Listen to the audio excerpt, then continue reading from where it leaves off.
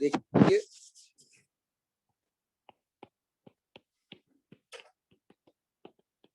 Superposition of wave. अब superposition of wave क्या कहता है कि y net equals to y1 plus y2 plus y3,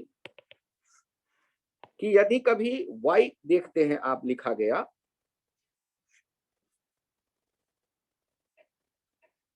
a sin omega t minus K x, तो एक wave को रिप्रेजेंट कर रहा है। और वेव में y क्या बताता है? डिस्प्लेसमेंट किसका? किसी x पॉइंट पे जो पार्टिकल है उसका t टाइम पे डिस्प्लेसमेंट बताता है। तो यदि दो वेव एक साथ एक धागे पे मौजूद हो, ऐसा कभी हो तो सकता है, दो वेव एक साथ एक धागे पे मौजूद हो और दोनों वेव एक ही जगह यदि पहुंच जाए तो क्या उम्मीद करते हो? धागा तो एक ही है, मॉलिक्यूल तो एक ही है। एक वेव चाहता है 4 सेंटीमीटर ऊपर ले जाए मॉलिक्यूल को, और दूसरा वेव चाहता है कि ना 4 सेंटीमीटर नहीं, मैं केवल 3 सेंटीमीटर ऊपर ले जाऊंगा। तो धागा के वो जो मॉलिक्यूल है जहां दोनों वेव पहुंच करके अपना अपना आइडिया मॉलिक्यूल को दे रहे हैं, तो मॉलिक्यूल का नेट डिस्प्लेसमेंट कितना मिलेगा आपको? तो 4 और 7 दोनों ऊपर ही जाना है ना, दोनों का इफेक्ट ले लेगा वो। 4 + 3 7 जाएगा। यदि एक वेव कहे किसी धागे के एक मॉलिक्यूल को ऊपर चलो 4 सेंटीमीटर, और दूसरा वेव कहे ना ना नीचे चलो 3 सेंटीमीटर, तो नेट कितना जाएगा? वो 1 सेंटीमीटर। ये है सुपरपोजिशन प्रिंसिपल। आप इसको डायग्राम से समझिए। यदि आपके सामने में ये एक ऐसे दिख रहा है वेव, और ऐसे ये दो वेव दिख रहे हैं, एक इधर जाते एक इधर जाते। अब इन दोनों वेव कभी न कभी ऐसा हुआ कि एक साथ एक जगह पहुंच गए, एक साथ एक जगह पहुंच गए। ये एक रेड कलर से हमने दिखा दिया और दूसरा हमने ग्रीन कलर से दिखा दिया। एक रेड वाला वेव जा रहा था इधर और ग्रीन वाला वेव जा रहा था इधर। अब जब दोनों वेव एक साथ एक जगह पहुंच गया, तो अब बताना है आपको कि आखिर धागा कैसा दिखेगा। धागा कैसा दिखेगा? तो एक एक का एम्पलीट्यूड ए, दूसरे का भी एम्पलीट्यूड ए, तो नेट एम्पलीट्यूड क्या हो जाएगा? 2a। तो यहां पर जो धागा दिखेगा वो कुछ ऐसा दिखने लगेगा। धागा ब्लू कलर से जो दिखाया गया है, ये ब्लू वाला आप कह दो y, ये रेड वाला कह दो y1, और ये ग्रीन वाला कह दो y2। तो किसी भी पॉइंट के लिए y इक्वल्स टू क्या हो गया? y1 plus y2। किसी भी पॉइंट के लिए y क्या हो जाएगा? y1 plus y2। ये कहलाता है सुपरपोजिशन प्रिंसिपल। इनमें यदि कोई बहुत बड़ा कंफ्यूजन आ रहा हो तो बताएं। एक इसी डायग्राम, इसी तरह के आइडिया को एक और डायग्राम में आप देखिए कि एक वेव जो है ये धागे पे ऊपर आ रहा है और दूसरा वेव धागे को नीचे ले जा रहा है, और दोनों कभी न कभी एक समय ऐसा आया कि एक ही जगह दिख रहे हैं। अब आपको विचार करना है कि क्या होने वाला है। ये एक वेव ऊपर ले जा रहा था और दूसरा वेव किधर ले जा रहा है? नीचे। तो नेट डिस्प्लेसमेंट यहाँ क्या देखेंगे? ये है इसका जो डिस्प्लेसमेंट इधर है दैट इज y1, और ये जो ग्रीन वाले का नीचे की तरफ गया है दैट इज y2। ये ब्लू वाले का ये y2। दोनों के डिस्प्लेसमेंट दिखे तो नेट डिस्प्लेसमेंट y नेट किसी का देखेंगे तो क्या होगा? y1 plus y2। एक ऊपर की तरफ है एक नीचे की तरफ है, तो वेक्टर सम कर रहे हैं ना, तो क्या हो जाएगा? एक 0, यदि सिमेट्रिकल हो दोनों। तो यहाँ पर जो धागा हमें दिखेगा वो हॉरिजॉन्टल दिखेगा। क्यों हॉरिजॉन्टल दिखेगा? क्योंकि एक वेव इंस्ट्रक्शन दे रहा है जितना ऊपर जाने का, दूसरा वेव उतना ही इंस्ट्रक्शन दे रहा है। हाँ, इक्वल दिया गया है। यदि इनके एम्पलीट्यूड इक्वल दिए गए तब मैं ये कह रहा हूं कि ये क्या हो जाएगा? नेट 0। यदि दोनों एक जैसे हैं, केवल इनके डायरेक्शन अपोजिट थे, तो ये जुड़ करके क्या हो गए? 0। इसमें कोई बहुत बड़ा आइडिया नहीं है, सिंपल ये आइडिया। यहाँ वर्ड आ गया क्या? सुपरपोजिशन।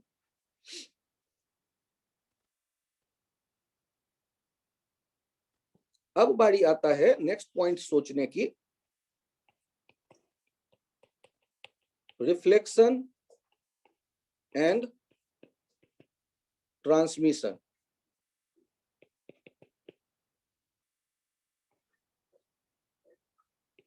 Of wave. अब ये देखिए कि मान लें ये एक धागा है, x इक्वल्स टू 0 इसकी बाउंड्री है, और आगे जो धागा है वो कुछ अलग मटेरियल है या अलग मोटाई का है, जो भी। तो इनके यदि हम कहते हैं μ1 मास पर यूनिट लेंथ और अगले का μ2, तो जो वेव का इक्वेशन होगा v1 वो क्या लिखते हैं, t बाई μ1, और दूसरे के लिए v2 t बाई μ2। और आप जानते हैं कि वेव जो होता है उसका जो फ्रीक्वेंसी होता है वो सोर्स पे डिपेंड करता है। धागा कैसा है, मोटा है, पतला है, इनसे हमें कोई लेना देना। सोर्स जो चाहेगा उस फ्रीक्वेंसी से ऑसिलेट करेगा धागे के मॉलिक्यूल। तो फ्रीक्वेंसी दोनों धागे पर एक जैसा, एक तरफ से वेव आएगा दूसरी तरफ जाएगा। तो यदि मैं ये कहता हूं कि लेफ्ट से राइट एक वेव आ रहा है y1, इक्वेशन लिखते हैं a sin omega T minus k1x। अब जब यहां वेव आएगा तो वेव आने के बाद दो घटनाएं होंगी, एक वेव आगे जाएगा बाउंड्री से और ये वापस आएगा। और बाउंड्री किसे कहते हैं, जहां दो मीडियम एक साथ इकट्ठा दिखे। इधर जो वापस आएगा उसका इक्वेशन क्या हो जाएगा, आने वाला वेव का जो एम्पलीट्यूड है उसे ए आई मैंने कहा, तो रिफ्लेक्टेड वेव का एम्पलीट्यूड को मैं ए आर कह देता हूं। साइन ओमेगा तो वही रहेगा और प्लस हो जाएगा k1x। बताओ मुझे प्लस क्यों हो गया, पीछे आ रहा है। और ट्रांसमिटेड वाले का बताओ क्या लिखना चाहिए इक्वेशन, ए ट्रांसमिटेड साइन ओमेगा टी, और माइनस क्योंकि राइट साइड ही जा रहा है, माइनस k1x लिखूं या माइनस k2x लिखूं। k2 क्यों लिखना पड़ा, क्योंकि वो बदल गया है। यदि बदल गया है तो वो k2 लिखेंगे। क्यों, क्योंकि k बराबर क्या लिखते हैं, क्योंकि k बराबर लिखते हैं 2 पाई बाई लेमडा, और लेमडा इक्वल्स टू होता है v बाई एफ। तो याद करिए ना, या k लिखते हैं ओमेगा बाई v। तो v जो है वो अलग अलग मीडियम में अलग अलग है, ओमेगा भले ही सेम हो, तो v बाई ओमेगा जो है वो अलग अलग मीडियम में ये जो k का वैल्यू होगा वो अलग अलग आएगा। इसलिए मुझे दूसरे में जाके क्या लिखना पड़ा, k2। अच्छा मुझे ये बताओ, यदि कंटिन्यूअस वेव आ रहा है तो बाउंड्री से कंटिन्यूअस वापस भी तो जा रहा होगा। तो लेफ्ट साइड हम धागे का x0 के लेफ्ट साइड में हम देखेंगे तो लेफ्ट साइड में जो डिस्प्लेसमेंट मिलेगा और राइट साइड में जो डिस्प्लेसमेंट मिलेगा, तो वो कैसे हम सोचे। तो x इक्वल्स टू 0 क्या है, बाउंड्री है। तो boundary condition, using boundary condition, एक हेडिंग दिया, छोटा सा पॉइंट, बाउंड्री कंडीशन। x0 कहां पर मौजूद है, लेफ्ट वाले वायर पे है या राइट वाले वायर पे है या वो दोनों पे कहलाएगा।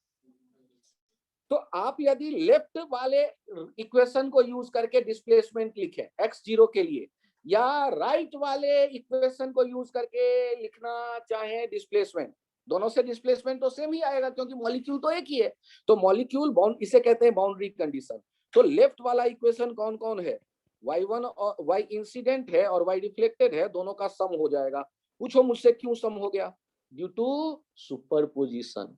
सोचो लेफ्ट से एक साइन कर्व आ रहा है और बाउंड्री से एक रिफ्लेक्ट होके लेफ्ट की तरफ जा रहा है, तो आप किसी भी मोमेंट पे डिस्प्लेसमेंट यदि लेफ्ट के किसी भी मॉलिक्यूल का देखेंगे तो आपको क्या लिखना पड़ेगा, y incident plus y reflected. और राइट साइड में एक ही इक्वेशन है, तो उधर का किसी भी मॉलिक्यूल का डिस्प्लेसमेंट लिखेंगे तो yt। आपने yi और yy और yr कह दिया, तो yi और yr, ये देखो yi आने वाला yr जाने वाला, 1 2 के बदले yi yr कर देते हैं, और इधर राइट साइड जाने वाला को yt कर देते हैं। अब मुझे बताओ x का वैल्यू क्या रख देंगे, बाउंड्री पे x का वैल्यू क्या रख देंगे, 0। तो 0 रखने के बाद बताओ बचा क्या अपने पास, ai sin ओमेगा t और plus ar sin omega t equals to at sin omega t।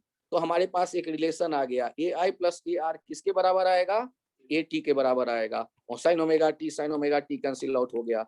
इनको हम बाउंड्री पर कंडीशन यूज करके हमने देखा इक्वेशन 1 कि बाउंड्री पर जो आएगा वेव और ये जो वापस जाएगा दोनों को सम किया, और x0 रख दिया तो sin ओमेगा टी कॉमन आ गया, राइट साइड भी आया sin ओमेगा टी, सब कट पीट के भाग गए, तो बचा कौन, ai plus AR equals to AT। तो इंसिडेंट और रिफ्लेक्टेड का जो सम होगा वो ट्रांसमिटेड के एम्पलीट्यूड के बराबर होगा। अच्छा ये बताना, जब वेव x0 से गुजरेगा तो वहां धागा टेढ़ा मेढ़ा होगा, फील करो, x0 से वेव गुजरता हुआ फील करो, वहां धागा टेढ़ा मेढ़ा देखो, तो वहां स्लोप आएगा या नहीं आएगा? यदि स्लोप आएगा तो slope eight boundary, boundary x0 को आपने कहा है, तो किस इक्वेशन से लिखेंगे?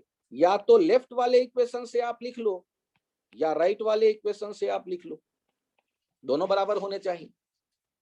लेफ्ट में दो चीजें हैं, y incident by del x, y reflected by del x, और राइट में तो एक ही है, y transmitted by del x। Differentiate करते हैं, ध्यान से देखना, x के रेस्पेक्ट में है ai minus k1 plus 8r, उसके साथ है प्लस k1, ध्यान देना, और इक्वल्स टू AT माइनस, नहीं ये भी है, हाँ ये माइनस KI K2। यहां चेक करिएगा, साथ वाला जो आता वो साथ वाला क्या हो जाता, साइन बदल जाता कॉस में, साइन बदल जाता तीनों का कॉस में, x गायब हो गए तो cos omega T cancel out हो जाता, x0 रख देते ना, तो डिफरेंशिएट करते तो साइन कॉस में बदल गया, x0 कर दिया आपने और cos omega T cancel out हो गया, तो आपके पास रिलेशन आया, चेक करिएगा, AI माइनस के साथ ओमेगा बाय V1, हाँ राइट साइड में K2 आएगा, थैंक यू। और K बराबर क्या लिखते हैं, K बराबर लिखते हैं ओमेगा बाय V, और ये लेफ्ट साइड वाला V1, और ये plus AR omega by V1 equals to AT minus के साथ omega by V2, omega omega cut तो माइनस से मल्टीप्लाई कर दो तो तुम्हारे पास एक रिलेशन आ गया, V1 से भी मल्टीप्लाई कर दो तो, या ऐसे ही छोड़ दो, या माइनस से मल्टीप्लाई करके यदि छोड़ें तो ये AI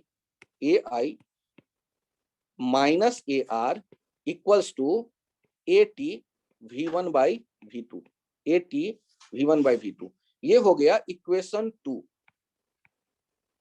ये कौन सा इक्वेशन आ गया, इक्वेशन 2। ये इक्वेशन 1 और इक्वेशन 2 को सॉल्व करो, सॉल्विंग इक्वेशन 1 एंड 2, पिछले पेज पे इक्वेशन 1 है, solving equation 1 and equation 2, we get, हमें क्या मिल जाता है, A reflected equals to V2 minus V1 upon V1 plus V2 into AI, and A transmitted equals to twice V2 upon V1 plus V2 AI। और ये जो फॉर्मूले हैं इन्हें याद करना है, इनमें इसको याद कर जाओ कि AI से AT और AR कैसे रिलेटेड हैं, वो यहां दिखेगा, वो पीछे वाले से 3 स्टार चाहो तो छीन लो और यहां पे डाल दो 3 star, AR V2 minus V1 upon V1 plus V2 into AI, और AT हो गया twice V2 upon V1 plus V2 AI।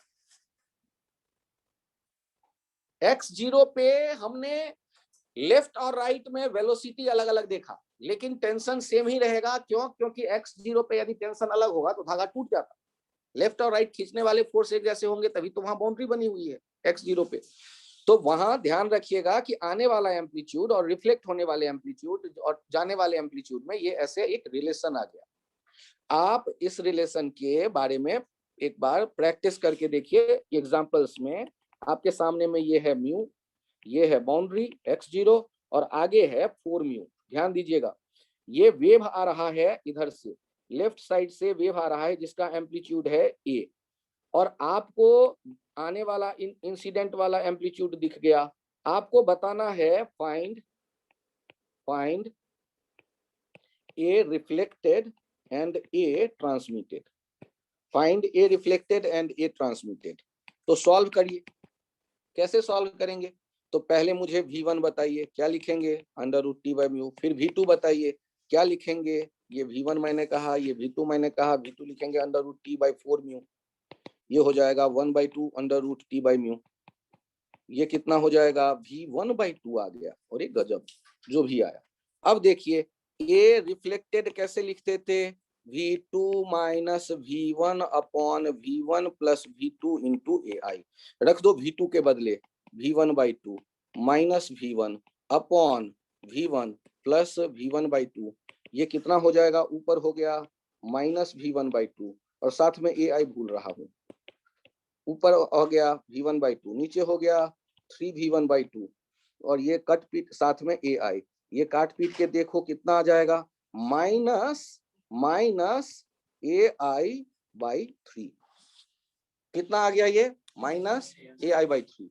और ए ट्रांसमिटेड कितना आ जाएगा, a transmitted twice V2 upon V1 plus V2 twice V2 के बदले V1/2 और V1 प्लस V2 के बदले V1/2। ऊपर आ गया, ये हो गया 2/3। ये हो जाएगा, साथ में AI भूल रहा हूं मैं, AI साथ में रहेगा AI। ये आ जाएगा ट्वाइस AI/3, ट्वाइस AI/3।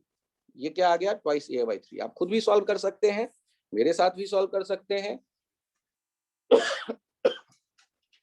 आपको वेलोसिटी दिख जाएगा, फॉर्मूला अप्लाई करिए और ये पता चल जाएगा इंसिडेंट और रिफ्लेक्टेड वेव का एम्पलीट्यूड क्या होगा।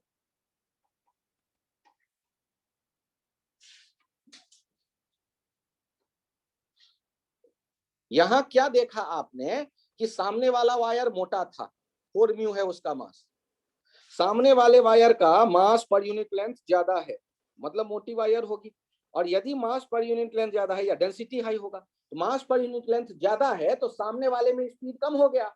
सामने वाले में स्पीड कम हो गया तो वो कहलाएगा डेंसर मीडियम। और डेंसर मीडियम में हमने क्या देखा, AR आ गया निगेटिव, निगेटिव आ गया AR। तो हम यहां से याद रखते हैं कि ये वेव जब रिफ्लेक्ट होगा तो एम्पलीट्यूड ये जो ऊपर दिख रहा है ये ऊपर नहीं दिखेगा, ये रिफ्लेक्टेड एम्पलीट्यूड नीचे दिखेगा, ये ऐसे जा रहा होगा।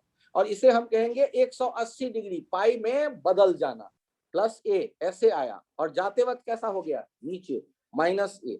तो ये इसे स्टोक्स नियम कह दिया जाता है, जो क्या कहता है कि सामने वाला मीडियम यदि हेवी है, डेंस है, मतलब वेलोसिटी यदि वहां कम है, तो सामने वाला मीडियम V2 यदि छोटा है, डेंस मीडियम है, उससे यदि रिफ्लेक्शन होगा तो रिफ्लेक्ट होने वाला वेव और आने वाले वेव में 180 डिग्री का फेज डिफरेंस होगा, पाई का फेज डिफरेंस होगा। ये लॉ कहलाता है स्टोक्स लॉ। स्टोक्स लॉ क्या कहता है, ये हेडिंग दे दीजिए, स्टोक्स लॉ कह दीजिए, स्टोक्स लॉ। स्टोक्स लॉ इसको ऐसे लिखिए, ये वेव से रिलेटेड स्टोक्स लॉ है। When wave is reflected back from denser medium,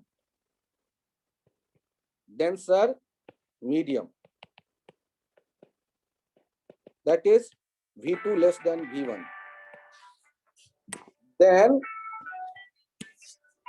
it gets pi phase change, then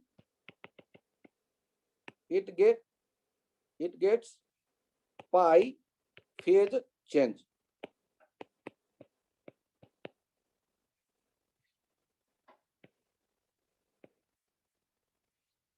Phi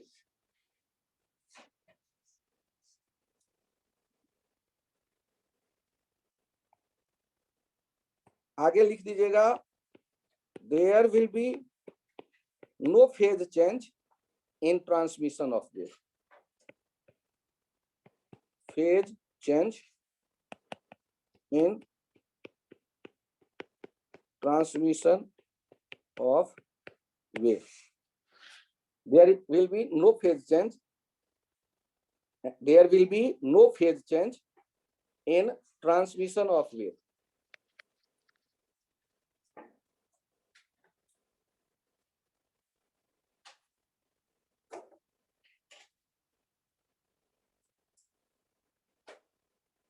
sir ये लॉ मेरे समझ में नहीं आएगा। एक काम करो, ये धागा देखो और वेव देखो और इंसिडेंट वेव का एम्पलीट्यूड देखो। ये है इधर म्यू और सामने वाला है, मैं कहता हूं 9 म्यू। आप बताइए कि ये जब वेव रिफ्लेक्ट होगा, ये रिफ्लेक्टेड कितना होगा और आगे जो बढ़ेगा ये ट्रांसमिटेड कितना होगा। एक काम तो ये करना है। और फिर आप देखिए ये रिफ्लेक्शन जो हुआ इसमें इन्वर्जन होगा, पाई का फेज चेंज आएगा या नहीं आएगा। तो सामने वाला कैसा है, डेंसर है ना, 4 म्यू 9 म्यू, तो सामने वाला बहुत डेंस है। तो रिफ्लेक्शन जब होगा तो 180 डिग्री आसमान की तरफ से ऊपर उठ के आ रहा है, जाते वक्त नीचे की तरफ मुड़ करके जाएगा। चेक कर लेते हैं ये रिफ्लेक्टेड का फॉर्मूला क्या होगा ये। और यहाँ एक पॉइंट और एक्स्ट्रा पूछा गया है, percentage energy reflected back, percentage energy reflected back, ये भी आपको बताना है।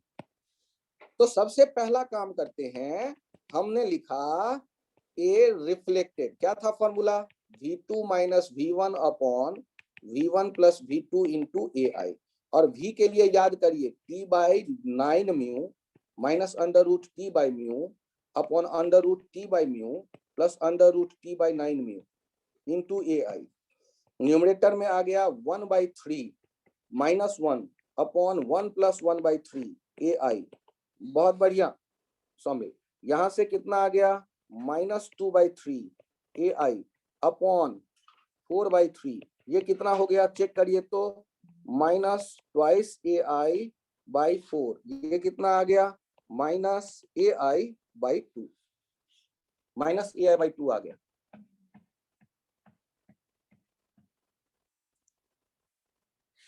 ये फॉर्मूला हमारे लिए बड़ा उपयोगी, ये रिफ्लेक्टेड ऐसे निकल आएगा।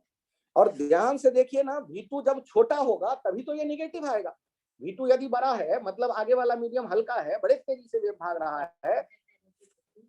हाँ एक सेकेंड, हाँ चेक करते हैं। और दूसरा पॉइंट देखिए, ए ट्रांसमिटेड क्या था, twice V2 upon V1 plus V2 into AI, twice under root T by 9 mu upon under root T by mu plus under root T by 9 mu. ये कितना हो गया था 2 इंटू 1/3 अपॉन 1 प्लस 1/3, ये हो जाएगा 2/3 अपॉन 4/3 दैट इज, और साथ में AI छूट रहा है AI, तो ये AI ये हो गया AI/2।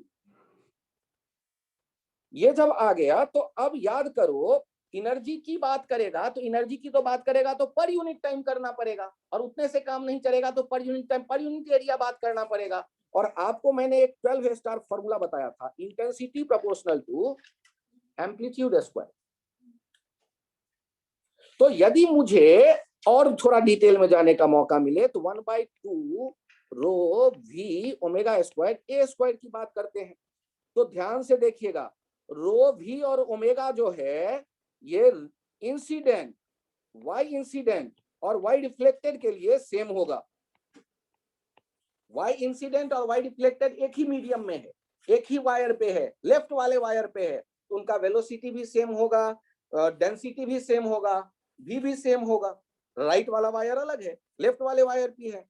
तो हम लोग क्या कहते हैं, तब भी देखें I is proportional to A square valid है, किसके लिए, इंसिडेंट के लिए और रिफ्लेक्टेड के लिए, ट्रांसमिटेड के लिए नहीं होगा क्योंकि उसमें और भी बदलाव होने वाला है।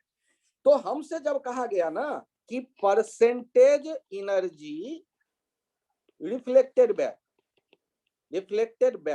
तो इसका मतलब हो गया I reflected by I incident into 100। I reflected के लिए हमने परसेंटेज में देखा A square by A incident square into 100, और A रिफ्लेक्टेड हमने देखा था A इंसिडेंट बाय 2, माइनस हो या प्लस स्क्वायर करने पे तो कोई खास लफड़ा है नहीं, AI स्क्वायर इनटू 100। तो ये कितना आ गया, 50% नहीं हुआ बालक, कितना हो गया 25%, क्योंकि नीचे कितना आने वाला है 100/4, 100/4 का मतलब हो गया 25%। अब मुझे ये बताओ, यदि 25% रिफ्लेक्ट बैक हो गया तो ट्रांसमिट कितना परसेंट हुआ होगा, तो हमेशा ट्रांसमिटेड भी पूछे तो पहले रिफ्लेक्टेड निकालो, ट्रांसमिटेड निकालने मत जाओ डायरेक्ट, क्योंकि वहां ओमेगा तो सेम रहेगा, वी बदलेगा, रो बदलेगा, ए बदलेगा, आपका टेंशन बढ़ जाएगा। तो आप क्या करो, रिफ्लेक्टेड वाला कैलकुलेट करो। रिफ्लेक्टेड वाला यदि आपने कैलकुलेट कर लिया तो ट्रांसमिटेड तो वैसे ही पता जाएगा, 100 में से घटा लो तो ट्रांसमिट कितना हुआ वेव, ये पता चल जाएगा एनर्जी। तो जब भी हम रिफ्लेक्शन की बात करते हैं, और अभी जो डायग्राम था इसमें ये ऐसे वेव आया था, याद करो, ये म्यू और ये 9 म्यू वाले में, और ये जब ऐसे आया होगा तो जाने वाला जो वेव होगा ना, ये जस्ट अपोजिट आप जाते देखो, ऊपर वाला ऐसे ही जाएगा, ये ऐसे जाने वाला है। ये उल्टा क्यों हो गया, ए आर देखो ना क्या लिखा है आपने, माइनस ए आई बाई, ये भाई ए आई यदि ऊपर की तरफ है, ये जो लिखते थे ना माइनस ए आई बाई 2, तो वो किधर हो गया, नीचे, और वापस जा रहा है। तो हम क्या कहते हैं कि सामने वाला यदि डेंसर होगा तो जो रिफ्लेक्ट होके जाएगा, वो रिफ्लेक्ट होके जाएगा तो कैसा बिहेव करेगा, उल्टा हो जाएगा। और सामने वाला यदि रेयरर होगा तो फिर ये उल्टा नहीं होगा, वो ऊपर ही रहेगा और जाता दिखेगा। यदि आइडियल कंडीशन है, आपको ए आई ए आर मतलब वेलोसिटी के बारे में कुछ नहीं कहा गया, तो आप यही मान के चलिएगा ए वाला आया उल्टा होके ए वाला चला। यदि सामने जाने का गुंजाइश नहीं है, हम एनर्जी कंजर्व यदि देखते हैं तो जैसे आया वैसे ही चला जाएगा। तो यहाँ पर हमने एक आइडिया देखा, कितना एनर्जी परसेंटेज रिफ्लेक्ट होगा ये पता चलेगा, एम्पलीट्यूड का वैल्यू कैसे लिखें ये पता चलेगा, यदि जाने वाला omega T minus K x है तो वापस आने वाला omega T plus K x हो जाएगा, ये पता चला। जाने वाला इक्वेशन यदि S N omega T minus K x है तो रिफ्लेक्ट होकर जो वापस आएगा omega T plus K x plus pi हो जाएगा, फेज का चेंज पाई का होता है आने वाले और रिफ्लेक्ट होके जाने वाले में, यदि सामने वाला मीडियम क्या हो, डेंसर मीडियम हो। हम लोग आगे क्या देखते हैं कि सामने वाला या तो डेंसर हो, हेवी वायर हो, यदि यहाँ पर हम वायर को फिक्स बांध दें तो बिहेव करेगा जैसे सामने डेंसर मीडियम जैसा बिहेवियर दिखेगा। और यदि वायर पे आप देखना ऐसे वेव आएगा, ये रिफ्लेक्ट होकर के जब आप जाता देखोगे वेव को, तो ये अपोजिट होकर रिफ्लेक्ट होकर जाएगा, पाई का फेज चेंज। लेकिन यदि ऐसा होता कि वायर जो आ रहा है वो यहाँ एक रॉड के ऊपर अप एंड डाउन मूव करने के लिए फ्री है, तो उसे हम कहते हैं फ्री एंड, और तब ये रेयरर जैसा बिहेव करता, और तब जब वेव रिफ्लेक्ट होके जाता, ये आने वाला वेव हम देख रहे हैं, ये आने वाला वेव देख रहे हैं, तो जब ये रिफ्लेक्ट होके भी जाता तो रिफ्लेक्ट होके भी जाता, तो ये जाते वक्त वाला वेव भी ऐसे ही हम देखते, जाने वाला वेव भी ऐसे ही हम देखते, वो इन्वर्टेड नहीं होता। यदि आने वाला वेव हम देख रहे हैं ऐसे ये बंधा हुआ था, और ये फ्री एंड कहलाएगा। जब ये रॉड पे गांठ दे दिया और रॉड पे अप एंड डाउन मूव कर सकता है ये गांठ, तो हम उसे कह देंगे फ्री एंड। और फ्री एंड कैसा बिहेव करेगा, जैसे सामने वाला मीडियम रेयरर मीडियम हो। अब इस चित्र को यदि आप समझ जाते हैं तो आगे चित्र कथा मतलब डायरेक्ट डायग्राम पे बेस्ड क्वेश्चन ऐसे पूछ देता है कि आने वाला वेव ये है, जाने वाला कौन सा होगा। तो पहले पता करो जहां बांधा है वो फिक्स्ड है या फ्री है।